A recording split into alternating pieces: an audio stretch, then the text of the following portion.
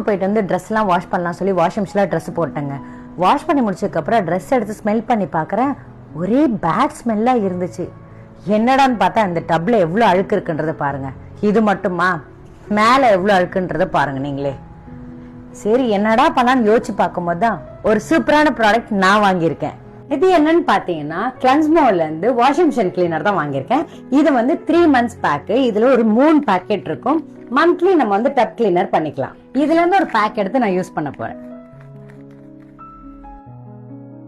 இருக்கிறது ஃபுல்லாமே நம்ம இந்த டப்புக்குள்ள கொட்டிடணும். இங்க பாருங்க, எங்கெல்லாம் அழுக்கு இருக்கும் அங்கெல்லாம் நம்ம வந்து போட்டுட்டோம் அப்படின்னா ஃபுல்லாமே நம்மளுக்கு வந்து கிளீன் ஆகிடும். இங்க பாருங்க, அந்த தண்ணி எவ்வளவு அழுக்கா இருக்குன்றதை நீங்களே பாக்குறீங்க.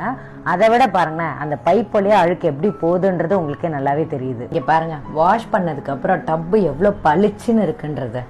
வீட்டில் நம்ம மற்ற திங்ஸ் எல்லாம் எப்படி கிளீனா வச்சுக்கிறோமோ அதே மாதிரி தாங்க வாஷிங் மிஷின் நம்ம கிளீனா வச்சுக்கணும். கிளென்ஸ்மோ வாஷிங் மிஷின் கிளீனர் இந்த ப்ராடக்ட் உங்களுக்கு வேணும் அப்படின்னா லிங்க்னு கமெண்ட் பண்ணுங்க. உங்களுக்கு லிங்க் வந்து ஷேர் ஆயிடும். மறக்காம உங்க பேஜை ஃபாலோ பண்ணிக்கோங்க. பாய்.